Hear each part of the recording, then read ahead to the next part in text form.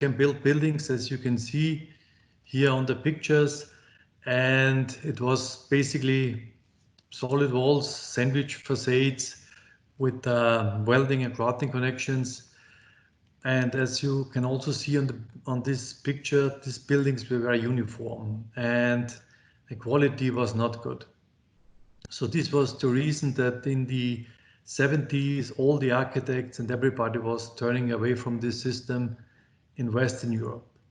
In Eastern Europe, behind the Iron Curtain, which was existing at this time, these systems were still used until the fall of the Iron Curtain. And in Russia, these systems, they are still in use since more than 40 years, where they built these buildings up to 25 stories without any cast in situ. Everything is done just in precast with welding connections. Can you take the next slide, please? In Western Europe, then when precast was dead, brick industry was coming and cast in situ. And then the producers have to think, how can we get back into the market? And middle of the 80s, two things were helping the modern precast industry. One was the invention of the personal computer and the CAD systems, together with having PLCs. And this makes it possible that CAD data can be used directly in the production area. Because, as everybody knows, when you build cars or mobile phones or whatever, you have one drawing and then you can produce hundreds and thousands and millions of the same pieces. In housing, especially in Europe, it's very different because you build just one house at one time. And so the problem was, for every house, you have to make new drawings, bring the drawings to the shop floor, and then the workers have to see how to make the floors and how to do everything. And the idea was just to take the drawing and translate it into machine language and send it into the production. And this was done middle of the 80s. And so the first machines that were used at this time were plotters, large-scale plotters, where you can plot the geometry of the floor one-to-one on a bed or on a pallet system. And then for the worker, it was very easy to set up the molds. And the other thing was the reinforcement, that there was reinforcement machines which are taking the bars, cutting them, bending them, and using them for the production. The advantage of the systems was that they were very, very cheap. So this was the reason the precast was coming back into the game. And this precast was not the precast, solid precast. This was so-called half precast, means this was omnia floors, where you have the geometry, you have the reinforcement, and you have the inserts, and you put it on the building side, and then you have to add red cast in situ concrete to finish everything. And this is very wide used, and I think in all over Europe, 100 million square meters of these products are produced every year and used. And this is, let's say, a commodity. Every company can use it. You send the data to the precaster. The precaster is transferring this into a new CAD system and then produce it. And after that, also the so-called double wall was made. And the double wall is also half precast. You have two skins with geometry, with reinforcement. You bring it to the site, you place it there, you fill it with concrete, and then you can connect it. And this is how precast was coming back into the game to be back on the building site. Next slide, please. Parallel to that, timber construction, also as Ivan was presenting it, was also coming back. And the timber industry was also in the 80s, 70s, and 80s using the same methods, CAD systems, PLCs, to produce the panels. And due to the reason that in Europe streets are not so wide and bridges are not so high, so the production is mostly panelized. So you make timber panels in a factory which are fully installed with windows, with electrical, with everything, bring it to site, and then build a house. As you can see on these two pictures, And with this system, you can build a timber house and say in one day. It's possible because everything is factory made and is done. You only have to make the floor plate and then you can do this. The big problem in Europe with timber construction is that in Europe everybody is very critical about noise, and in Europe everything is smaller, so also the pieces of land are smaller, so the noise protection is a big issue, and this is the reason that timber housing is mostly used for single family houses on the countryside. And there are tendencies to build multi-story buildings, but fire protection and noise protection is the biggest problem that the timber industry has problems to do in multi-story buildings. Can you take the next slide, please? The current situation in Europe is what are we facing? CO2, mobility, and new forms of living, and means gasoline, everything is much more expensive in Europe. All the energy is much more expensive than Canada, United States. So what was happening in the 80s and 90s, that the people move out of the cities, is now going back, that the people try to get back into the cities. Also because European cities are trying to get cars out of the city. And so when you have to commute, then you have the problem, you can use the car, then you have to change from the car maybe to the train, and then to the bus to come to your office or to your workplace. So everybody wants to move back to cities. And the only chance to do this is to have multi-story buildings. And as said before, the regulations about noise, about fire protections, they are relatively strict. So the only way to do this in a proper, cheap way is to use concrete or precast. What you can see on the building below is that these new types of buildings, they are using solid walls, and you have thermal insulation outside, because the learnings from the 70s is that nobody should see that the house is precast. Means every house, when it's made, should look like every other house. So when the house is built, you cannot say it is precast, is it cast in situ, is it bricks, or what is it? Yes, next slide, please. And to do this, because everybody wants to have flexibility, this is the large panels construction. As you see on the left picture, you produce the walls, floors, stairs, whatever, lift shafts in a factory, you bring it to site and you install it. And on the right side, you can see such a modern factory. And when you have a look at this factory, this can be anything. It could be mechanical engineering, timber, but this is a precast factory where these precast panels are made. Due to automation, there are only 8 to 9 persons working in the factory. We have steel mold systems set up by robots. There is an automated mesh welding plant which is using the wire direct from the coil. It's making meshes according to CAD data and put inside. And with this is the main way of construction, and we see also there's a big increase in this in Germany, because in the past with the half precast, which has advantages but also disadvantages. The disadvantage of half precast is you have to add concrete on the building site, and then you have to wait for 1 to 2 weeks until you can continue from one floor to the next.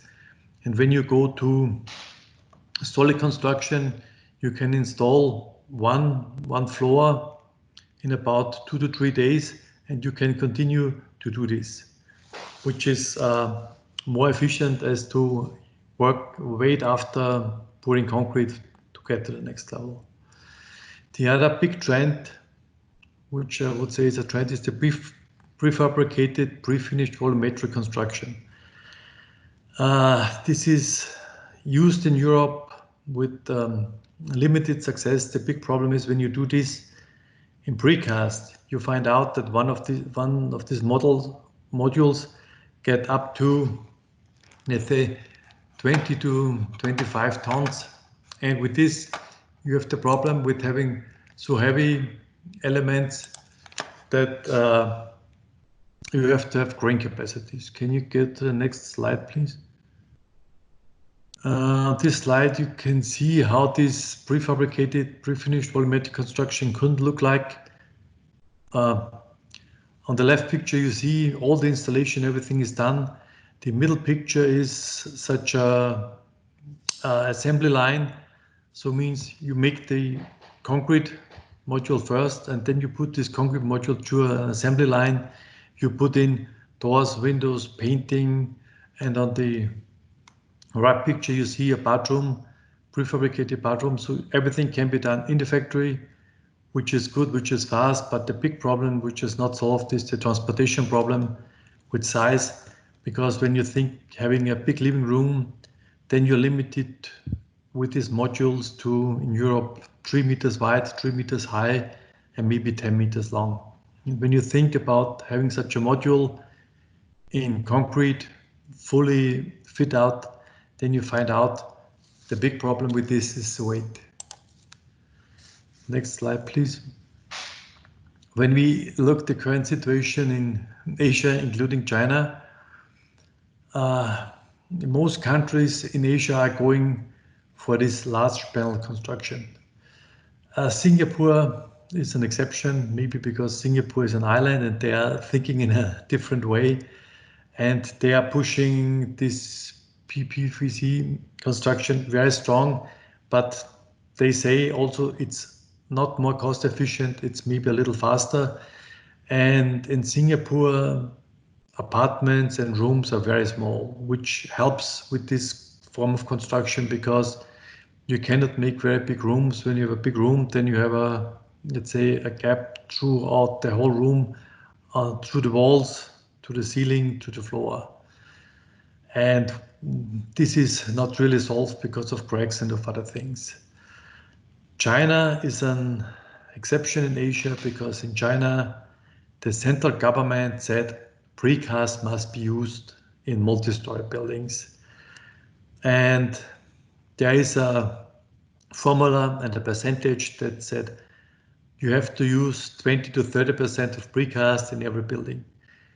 And this is not an advantage. In reality, this is a disadvantage because you have at every building two ways of construction. You have a cast in situ construction plus a precast construction. And so in China currently, nobody can build in a cost-effective way because they have two things. And this percentage of precast will be increased year by year. And we have a lot of discussions in China, and we always tell them, look, the only way to come to precast construction is you have to eliminate cast in situ completely. Then you will be cost effective. As long as you have both, as you have a mix between cast in situ and precast, you will always be more expensive because you have two trades in the same buildings with problems like you have to plaster precast because of quality of surfaces of all these things. And China has a way to go, but as you know, government in China is deciding everything. So China will go into precast systems, but it will take time. Can you go to the next? I don't know. Sorry, I just want to jump on, Christian. I just want to remind everyone to please mute themselves. Why didn't we use Marquee over FCC before? 1 sec, I might be able to do that. I just muted everyone. Christian, do you mind turning your microphone back on? Yeah. Okay, perfect. Thank you. Sorry about that. Yeah, no problem. Can you go to the next slide, please? Precast factories in North America. There is precast also in South America, like Brazil. They have precast manufacturers, but as everybody knows, the economy in Brazil is not very good. We built a huge factory in Mexico, as you can see on the buildings, and the Mexican government, they announced a program, means my house, my life, and there was a fixed definition about the apartment has to look like, and about price, about fit out, about everything. And there was a company called Geo, and they built 3 of these precast plants. And the biggest one was in Tijuana. And this plant was able to build 40 units a day. The big problem with this company, with everything, was the government changed and the new government skipped the program. And so the company Geo, they have big financial problems because they were designing the factory right for this type of buildings, and they were only able to make money because they have to have cheap land, because the price of the apartment was fixed. So they were building in areas which were not accepted from the people who should buy the buildings. And so they were running into financial problems, and up to now it is there, but it is not in use. Maybe you go to the next slide, where you see, here we can see one of these developments. So there were huge developments, but not all of these developments were built in the right location. So people were refusing to go there because they have no supermarkets, no jobs. They were too remote from the areas where they were living, and this was the problem. But as you can see, the houses look very nice and they were very cheap because they were selling an apartment with 50 square meters for about $15,000. So like the same price of a pickup. Can you go to the next slide, please? Yeah. Not next, this was, oh yeah, this is, no, sorry, one back. This is where you can see the factory inside. So it was real like car manufacturing, conveyor lines where these panels were produced, and it was a huge factory, as I said, on very industrial scale, but unfortunately not successful. Next slide, please. We also have one customer in Canada. This is the company Stubbies. They are between Toronto and London. They were starting to build precast for agricultural, and then step by step come to hollow core, and then we are looking for a modern production system for multi-story buildings. And we built a factory for them in 2016, pallet carousel system, very modern, with robots, with everything what is needed in such a factory. And on the right hand, you see one of those buildings. And when you go to the website stubbies.org, you find always their developments, and they build very nice buildings in the cities around. And they are basically using the same system what is used in Europe or what is used in Russia, but they customize the system for Canada with insulation, with appearance, and with everything.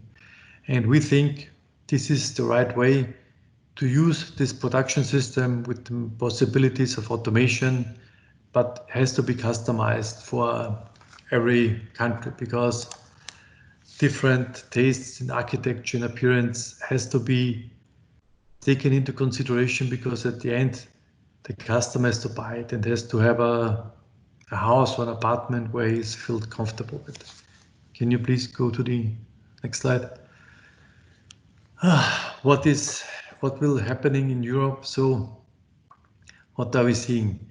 The first wave of automation with the Omnia slabs and the double wall is over. So there are no new factories. There is enough factories in Europe that can cover all the market, what is necessary.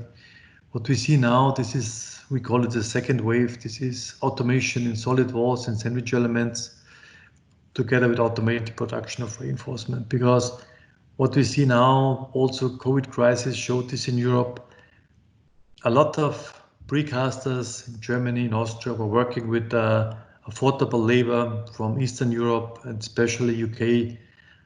Everybody from Poland, from the Baltic countries, from Hungary, Romania is going to Western Europe to work there, and they were driving home, I don't know, 3 times a year, working in Western Europe, making money, sending home the money.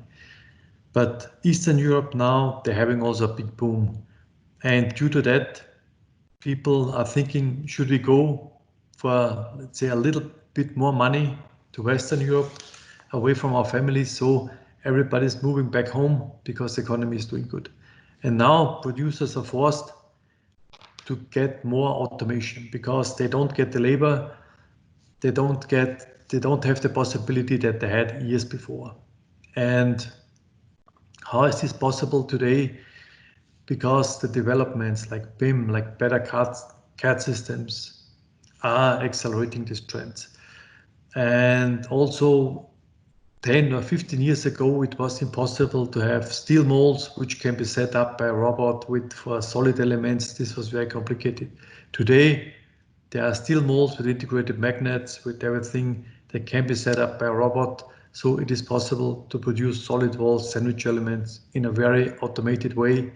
Means we can take down the labor costs to just 30% as they were before.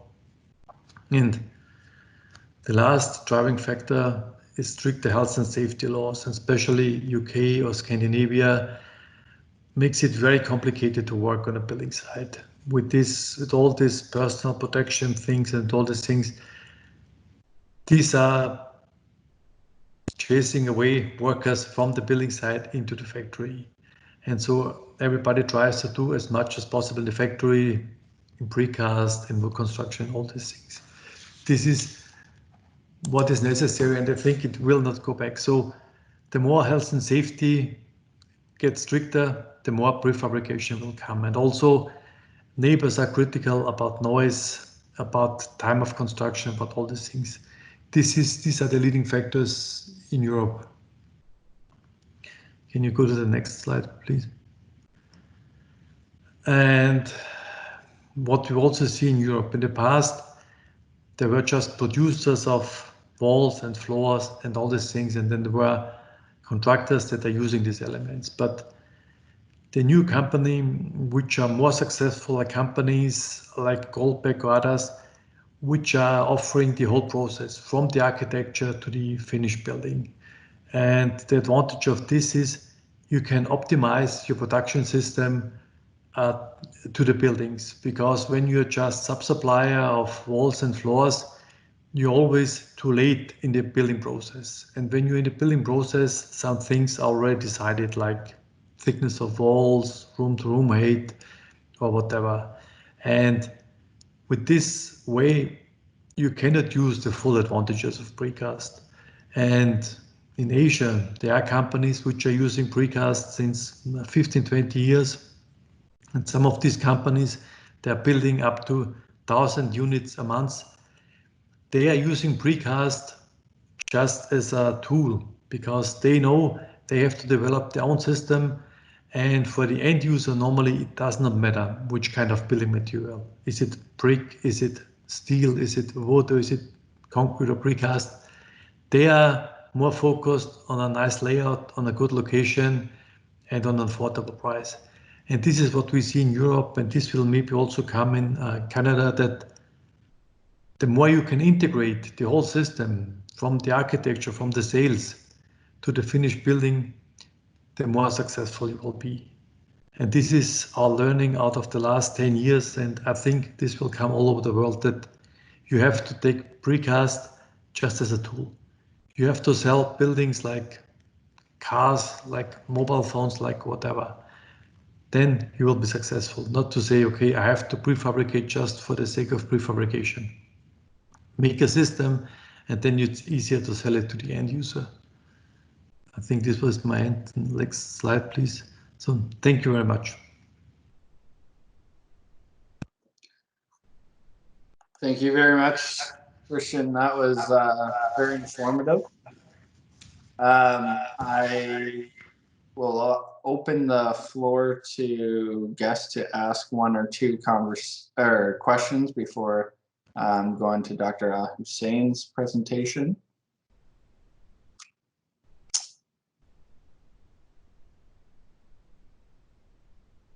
I don't see any questions coming in the chat, or participants can also raise their hand, and I could always unmute the participants. All right, so I guess I'll ask a question. So I think you had mentioned in our past discussions about some work with Lang O'Rourke that you had done, and having reviewed kind of what they went through in building their large facility that is quite high tech and automated. What do you think was the main driver in the company that led to that? Like, what was there a champion in the company that said, we're going to go ahead and do this and force the market to move that way? Or what do you think caused that to happen with Lang O'Rourke? Yeah, Mr. Ray O'Rourke, he's the owner and CEO. He is fanatic about prefabrication, and he wanted to have this factory. And he understands that the only way that a contractor can develop their own system is to have their own production facility, because the big problem was the years before, Lang O'Rourke was relying on sub-suppliers from especially Netherlands and Belgium, and it's always more complicated to develop your own system. And the own system, this is like with a car manufacturer. When you have your own engine and your own chassis and everything, you are better than the rest. Or as you have to go to the market and say, okay, what are you able to offer to me? And like in UK, health and safety is very critical everywhere, maybe more than United States or more than Canada. So means the only chance to make a safe environment for workers is to have automation, to remove all this work like handling heavy parts, all these things from the worker to the machine. And what we learned over the years is that if the CEO is convinced, everybody is convinced, then it will work. The CEO was the man who said, if you want to work here, we go for Precast. If you don't like Precast, change the company. Yeah, that makes sense. We had one question come in, so we'll go ahead with this, and then we'll save any other questions for the discussion at the end. But a question came in: what do you see as the future of 3D printing of concrete volumetric construction? 3D printing, or what we experience, the better the marketing, then the product is maybe not so good. 3D printing is good for certain areas. The big problem with 3D printing up to now is you don't get a nice surface. You can print and the surface always looks not as good as precast. And there's another problem. Can you print a mobile phone? No, you can't. Or you can also not print a car. Why? You have too many different materials. The same with precast. If you want to print a precast element, you have to print reinforcement, you have to print concrete, and maybe other things like embeds. And this is one of the problems. 3D printing is good when you make prototypes.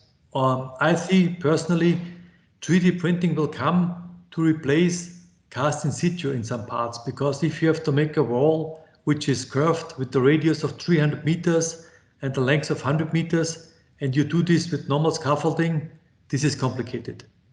When you have a printing machine, it's easy to done and nobody cares about surface. And when you see about the big companies who are making these scaffoldings like Doka and Berry, they are buying all the 3D printing companies that they can get, because they know the threat for 3D printing is to remove scaffolding on the building site, not precast. Because also, like plastic injection molds or so, mass production is not 3D printing. 3D printing is something for special things what cannot be done in another way. Okay.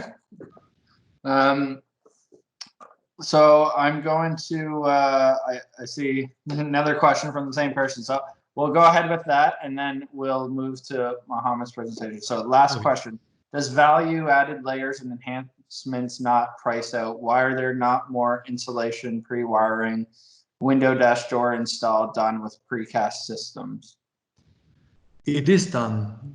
For instance, Stubby, they started 5 years ago just precast, and now they are painting, they are putting inside windows, doors, and insulation is put in from the beginning because it's a so-called sandwich element. There's an outside layer, insulation, and then there is a load bearing layer.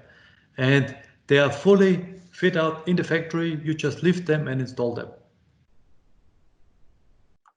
Perfect. Yeah, I guess I wasn't aware of that. I know there's organizations precast organizations looking to move to be able to do that. And I'm guessing that's something that your company helps them do. No, that's interesting. It'd be interesting to see what that process is like for stubbies, for example. Yeah, they started already. Yeah.